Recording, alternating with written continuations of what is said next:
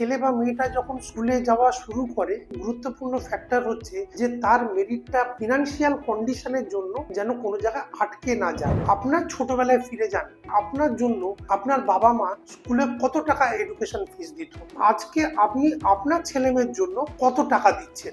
Education inflation যেটা 10 থেকে 12% হারে প্রতি বছর বাড়ছে, তার থেকে টাকার গ্রোথের দিক থেকে আমাদের এমন অপশনে যেতে হবে যেটা ইনফ্লেশনের উপরে অন্তত 12% জেনারেট করতে পারে।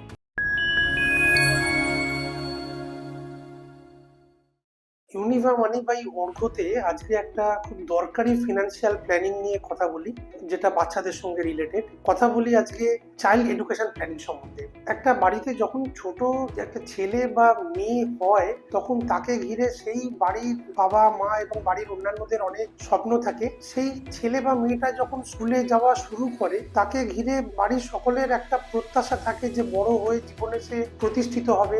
সবাই চায় ডাক্তার হোক, ইঞ্জিনিয়ার হোক, বা বড় উকিল, চার্টার্ড অ্যাকাউন্টেন্ট। আমরা সবাই চাই ছোট ছেলের বা মেয়ের প্রতিষ্ঠিত হওয়ার ক্ষেত্রে মেরিটটাও যেমন ফ্যাক্টর, ঠিক সেরকম ভাবে একটা খুব গুরুত্বপূর্ণ ফ্যাক্টর হচ্ছে যে তার মেরিটটা বাড়ির ফিনান্সিয়াল কন্ডিশনের জন্য যেন কোনো জায়গায় আটকে না যায়। তার জন্য টাকা জমাতে শুরু করি কোনো ক্যালকুলেশন ছাড়া। আমরা এইটা খোঁজ করে দেখি না যে আজকে উচ্চ শিক্ষিত হতে গেলে বিভিন্ন ফিল্ডে কতটা খরচা হতে পারে, এবং সেই খরচার সময়টা যখন আসবে তখন সেই খরচাটা কোথায় গিয়ে দাঁড়াতে পারে। যদি আপনি রিসার্চ করেন কোনো জায়গা থেকে মেডিকেল বা ইঞ্জিনিয়ারিং পড়ার খরচা কত, তাহলে আপনি নিজেই দেখতে পাবেন যে আজকের তারিখে কোনো ভালো জায়গা থেকে ইঞ্জিনিয়ারিং পড়তে গেলে মোটামুটি ভাবে প্রায় 20 লক্ষ টাকার দরকার হতে পারে। এবং এটা যদি প্রাইভেট জায়গা থেকে এমবিবিএস হয়, তাহলে এই খরচাটা 1 কোটি টাকারও উপরে গিয়ে দাঁড়াতে পারে। এবার এটা হচ্ছে শুধুমাত্র ডিগ্রি কোর্সে, আমি ধরছি বিটেক বা এমবিবিএস। এরপরে যদি এমটেক বা এমডি পড়তে হয়, তাহলে তার খরচা আরো বেশি। একইভাবে চার্টার্ড অ্যাকাউন্টেন্ট, ল বা ম্যানেজমেন্ট কোর্স, তাহলেও আপনি দেখতে পাবেন যে মোটামুটি ভাবে 15-20 লাখ টাকার খরচা দরকার হতে পারে। অ্যাকচুয়ালি আরো বেশি, কারণ এর সঙ্গে আপনার যোগ হবে কোনো জায়গায় যদি সে পড়তে যায়, তাহলে সেখানে থাকা খাওয়া এই খরচাগুলো আপনাকে বিয়ার করতে হবে। 2026 সালে যদি ছেলে বা মেয়ে হয়, তার 18 বছর যখন হবে, তখন এই খরচাটা কোথায় গিয়ে দাঁড়াতে পারে, এইটা সম্পর্কে কি কেউ আমরা চিন্তা করি? আমাদের দেশে ইনফ্লেশন 6-7% হলেও এডুকেশন ইনফ্লেশন 10-12%। আপনি নিজে রিসার্চ করে দেখতে পারেন। তার মানে হচ্ছে আজকে যে টাকাটা খরচা হচ্ছে কোনো জায়গায় পড়াশোনার জন্য, অ্যাভারেজ ভাবে সামনের বছর পড়তে গেলে তার থেকে 10-12% টাকা বেশি খরচা হতে পারে। সেই হিসেবে 6-7 বছরে এডুকেশনের খরচা ডবল হয়ে যাচ্ছে। ভালো কলেজ থেকে ইঞ্জিনিয়ারিং পড়তে আজকে যদি 20 লাখ টাকার দরকার হয়, 18 বছর বাদে এই টাকাটা প্রায় 1 কোটি টাকার কাছে গিয়ে দাঁড়াবে। এবং এমবিবিএস পড়তে কোনো ভালো কলেজ থেকে 1 কোটি টাকার খরচা আজকের দিনে হয়, 18 বছর বাদে এটা অন্তত 3.5 থেকে 4 কোটি টাকার কাছে গিয়ে দাঁড়াবে। অবিশ্বাস্য একটা ফিগার মনে হলেও সিম্পল ক্যালকুলেশন। আপনার ছোটবেলায় ফিরে যান, আপনার জন্য আপনার বাবা মা স্কুলে কত টাকা এডুকেশন ফিস দিত, আজকে আপনি আপনার ছেলে মেয়ের জন্য কত টাকা দিচ্ছেন। তাহলে এই যে সময়ের সঙ্গে সঙ্গে টাকাটা ধীরে ধীরে কতটা বেড়েছে, তাহলে এটা আপনি রিলেট করতে পারবেন। এই ফিগারটা অনেকটা বড় হলেও এটা কিন্তু আমরা অ্যারেঞ্জ করতে পারি সঠিক ফিনান্সিয়াল প্ল্যানিং এর মাধ্যমে। আমাদের কাছে কি কি অপশন আছে টাকা জমানো, যাতে আমরা ওই ফিগারটাতে পৌঁছতে পারি। আমরা ব্যাংক, পোস্ট অফিস বা কোনো ইন্স্যুরেন্স পলিসির মাধ্যমে কোনো ফিক্সড গ্যারান্টেড রিটার্ন প্ল্যানে এই টাকাটা অ্যাচিভ করতে পারি, অথবা কোনো ইকুইটি বেস কোনো ইনভেস্টমেন্ট প্ল্যানের থ্রু দিয়েও এই টাকাটা অ্যাচিভ করতে পারি। ফিক্সড রিটার্ন প্ল্যানে আমরা কত টাকা রিটার্ন পেতে পারি খোঁজ নিলে জানতে পারবেন। এগুলো থেকে রিটার্ন 6-7-8%-এর বেশি পাওয়া যায় না। তার মানে হচ্ছে এডুকেশন ইনফ্লেশন যেটা 10-12% হারে প্রতি বছর বাড়ছে, তার থেকে এই জায়গাগুলোতে রিটার্ন কম। তার মানে আমার টাকা কখনো ওই জায়গায় পৌঁছবে না যেখানে পৌঁছানোটা আমার দরকার।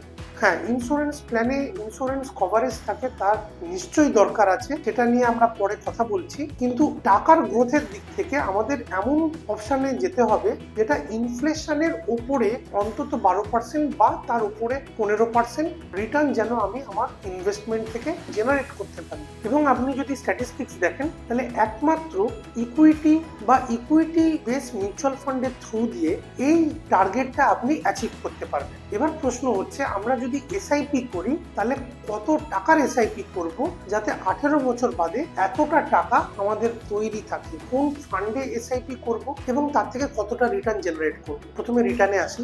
একটা 20,000 টাকার এসআইপি যদি আমরা চালাই 18 বছর এবং সেটা যদি 12% রিটার্ন জেনারেট করে, তাহলে 18 বছর বাদে এর ভ্যালুয়েশন দাঁড়াবে প্রায় 1.5 কোটি টাকা।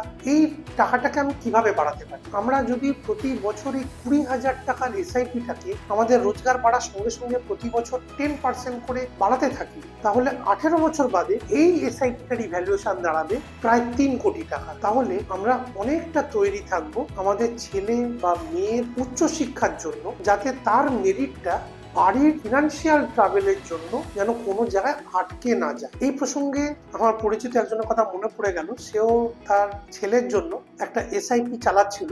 18 বছর চালানো টার্গেট নিয়ে প্ল্যান করেই সে একটা 20,000 টাকার এসআইপি চালাচ্ছিল।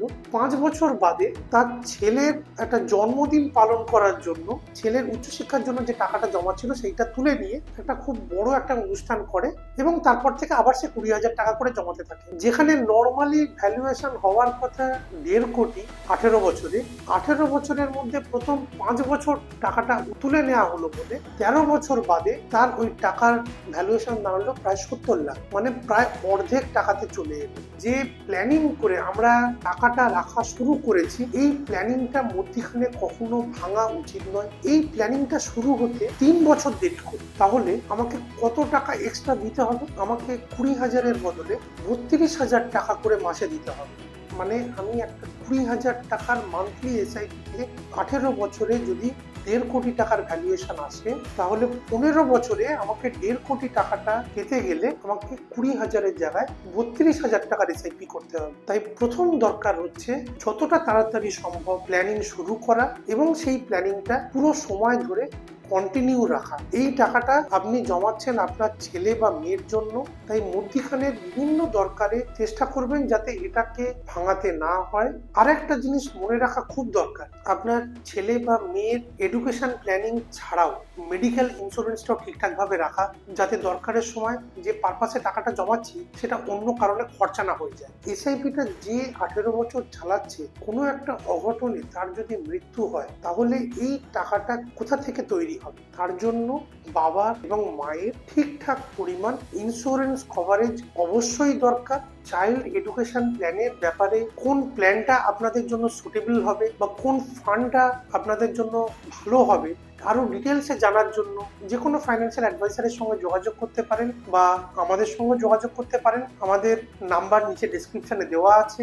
এই ব্যাপারে যদি আপনার আরো বিস্তারিত জানার থাকে তাহলে এই ভিডিওটা আপনারা দেখতে পারেন। Thank you.